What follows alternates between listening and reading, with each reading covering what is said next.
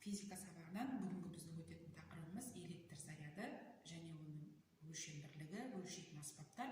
Тұрмыстық жағдайда қалай тәжірибе көрсету арқылы біз осы электр зарядын ұғына аламыз.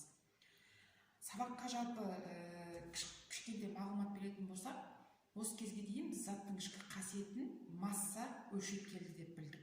Ал енді бүгін біз жаңа физикалық шама, жаңа заттың ішкі құрылысын анықтайтын заряд екенін білеміз. Және заряд дегеніміз не? Ең кіші заттың тасымалдаушысы электрон болып табылады. Заряд бұрын ерте ғасырларда грек елдері теріге янтарды үйкеу арқылы зарядтың пайда болатынын анықтаған болатын. Сондықтан да 1897 жылы Гильберт осы электр сөзіне мағлұмат беріп, яғни электр сөзі грек тілінен аударғанда янтар деген мағынаны береді деген анықтаманы берді. Электр заряды біз білеміз Q әріпімен белгіленеді және оның өлшем бірлігі кулонның құрметіне арнап 1 кулон деп берілген болатын. Электр заряды дегеніміз не? Мана басында айтып кеттік, бөлшектердің ішкі қасиетін сипаттайтын физикалық шаманы заряд деп атаймыз. Зарядтар негізі оң заряд және теріс заряд болып бөлінеді. Ол яғни оң зарядтар протондар, теріс зарядтар электрондар және заряды жоқ зарядтар нейтрондар деп аталады. Әр аттас зарядтар бір-бірін тартады, бір аттас зарядтар бір-бірін тебеді. Оны қалай түсіндіруге болады? Яғни оң және теріс заряд бұлар әр аттас зарядтар, яғни бұлар бір-бірін тартады. Ал теріс пен теріс, оң мен оң бұлар бір аттас зарядтар болғандықтан бұлар бір-бірін тебеді. Мысалы, тұрмыстық жағдайда өзіміз қолданып жүрген пультке, сағатқа біз мысалы батарея саламыз. Яғни оның іс жүзінде жұмыс жасауымыз білу үшін жаңағы теріс пен оң мен теріс жағын қаратып біз саламыз. Сол кезде ол батареялар, яғни сағатта және пультта жұмыс істеуін бастайды. Біз қысқаша осы электр зарядын осылай айтып түсіндіре аламыз. Және мысалы қазір электр зарядының өлшейтін аспап менің алдымда тұр, міне өздеріңіз байқап отырғандай, яғни бұл аспап электроскоп деп аталады. Яғни бұл домалақ түрінде және тіктөртбұрыш түрінде болады. Бұл электроскоп, яғни вертикаль бағытта тілшеден орналасқан. Тілшемен екі жағында көріп тұрсыздар.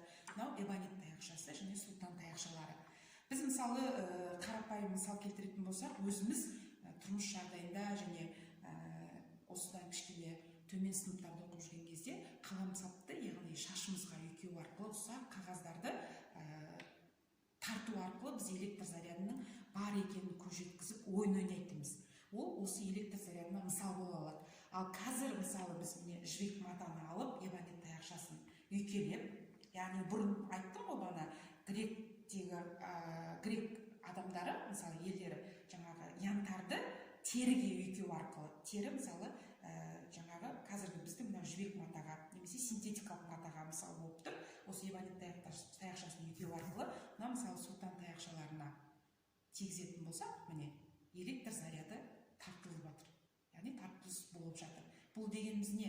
Бағана мен түсіндіріп өткендей, оң заряд пен теріс заряд, әр аттас заряд бір-бірін тартып жатыр. Ал егер басқа матаға біз үйкелеп, мысалы қазір жерде заряд жоқ дейік. Мысалы міне тартылыс жоқ.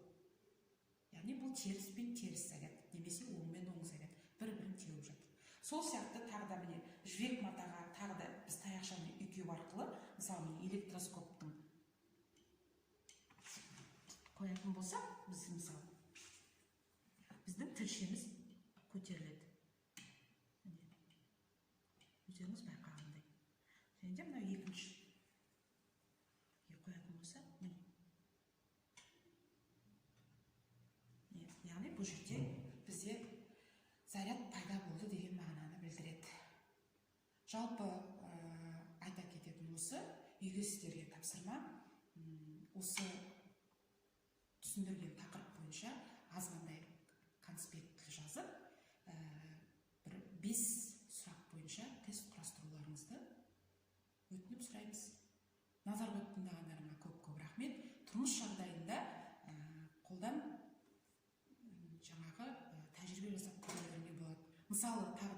түсіндіріп өтетін болсақ, неге қараңғы бөлмеде кейде тұрмыстық жағдайда, мысалы қолымыз кейбір синтетикалық заттарға тиіп кеткен кезде, немесе синтетикалық жібек матаны алып біз теледидардың бетін немесе әйнектерді сүрткен кезде шытырлап дауыс шығады. Осыған мән беріп, осы сұраққа жауап берсеңіздер. Назарларыңызға рахмет. Сау болыңыздар.